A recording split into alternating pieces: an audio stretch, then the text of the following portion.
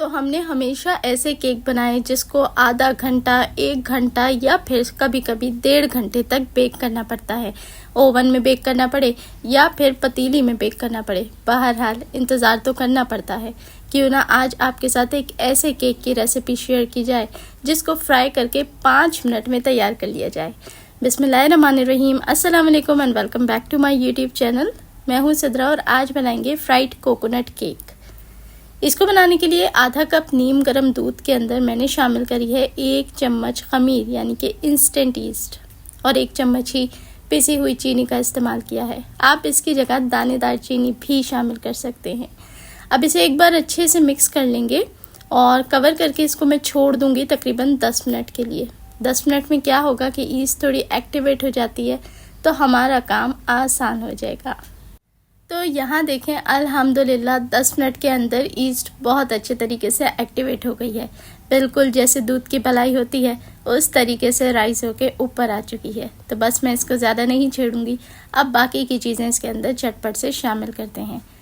1 अंडा शामिल करें और साथ ही शामिल करें वेनिला एसेंस तकरीबन आधा चम्मच। अच्छे से इसी स्टेज पे सब चीज़ों को मिक्स कर लें ताकि सभी चीज़ें आपस में साथ साथ मिक्स होती रहें। शेप तो कोई भी दी जा सकती है। मैं इसको बहुत ही मज़ेदार क्रोइसेंट स्टाइल शेप दूंगी ताकि ये मज़ेदार भी लगे और दिखने में भी खूबसूरत लगे। आधा कप इसके अंदर दानेदार चीनी को घर में पीस के शामिल किया है। आधा कप अब मैं इसके अंदर शामिल करूंगी डेसिकेटेड कोकोनट, क्योंकि हम बना रहे हैं कोकोनट केक। साथ ही इसमें जायके को एनहांस करने के लिए शामिल करूंगी 2 से 3 चम्मच ड्राई मिल्क पाउडर। अब इन सभी चीज़ों को बहुत अच्छा सा मिक्स करेंगे, लेकिन उससे पहले इसके अंदर मैदा ऐड करना ज़रूरी है। तो फ़िलहाल यहाँ मैं 1 कप मैदा अच्छे तरीके से छान के ऐड करूँगी।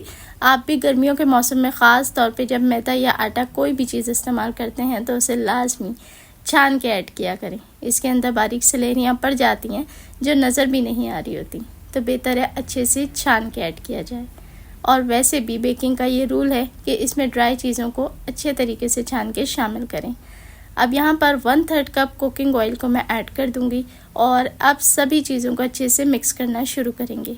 फ़िलहाल मैंने इसके अंदर 1 कप मैदा शामिल करा है। आगे जाके इसको मिक्स करने के बाद हम चेक करेंगे। अगर बहुत ज़्यादा चिपचिपा होगा तो हो सकता है इसमें आधा कप के करीब मैदा मज़ीद शामिल करना पड़े। तो यहाँ पर सभी चीज़ों को अब मैं अच्छे से मिक्स कर लूँगी। बहुत ही आसान सा प्रोसीजर है, सिंपल और इजी सी रेसिपी है।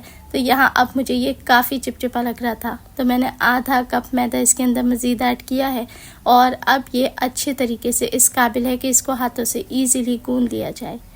तो यहाँ पर अब मैं इसको मिक्स करने के बाद ऊपर 1 टेबल स्पून ऐड करूँगी कुकिंग ऑयल ताकि ये चिपके ना, और अच्छा सा इसे मिक्स करके मैं अब छोड़ दूँगी तकरीबन 1 घंटे के लिए।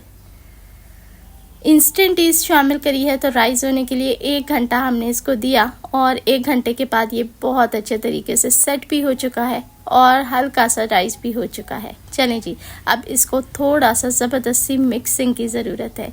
तो जनाब वीडियो देखते देखते आप यहाँ तक आए तो यकीनन आपको ये वीडियो थोड़ी बहुत तो पसंद आ रही होगी, और अगर आपको ऐसा लग रहा है कि मुझसे आप कुछ भी नया सीख रहे हैं तो जल्दी से कर दें वीडियो को लाइक और अपने दोस्तों के साथ भी इस वीडियो को ज़्यादा से ज़्यादा शेयर करें।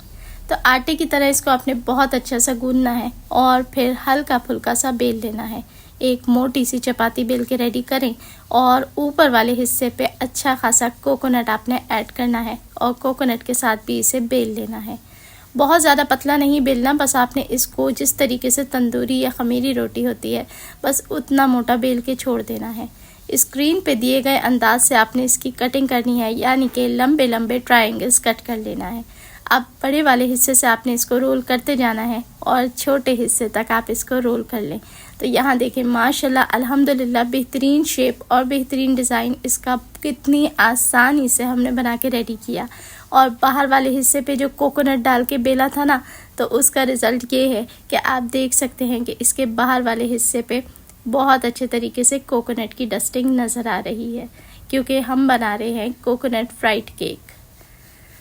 तो यहाँ देखें मैंने सारे इसी तरीके से बहुत आसानी के साथ रेडी कर लिए हैं। अब इसको ना हम बेक करेंगे और ना स्टीम करेंगे, ना ओवन में और ना देगची में, कौन इतना लंबा इंतज़ार करे। तो झटपट से करेंगे इसको फ्राई, और फ्राई करके ही सर्व करेंगे गर्मा गर्म। तो यहाँ तेल को आपने बहुत ज़्यादा गर्म नहीं करना, बस ठंडे तेल के अंदर ही इसको ऐड करना है। हल्का सा नीम गर्म तेल होना चाहिए, क्योंकि ये मैदे से बने हैं तो ये बहुत जल्दी डार्क कलर पकड़ लेते हैं, और अंदर से भी हमने इसे अच्छे से कुक करना होता है। इसलिए बिल्कुल धीमी आंच पे आप इसे कुक करें। एक तरफ से ये सुनहरा रंग ले ले तो फिर आप इसे फ्लिप कर लें। बहुत जल्दी से कुक हो जाते हैं, और फिर गर्मा गर्म निकाल के चाय के साथ सर्व करें।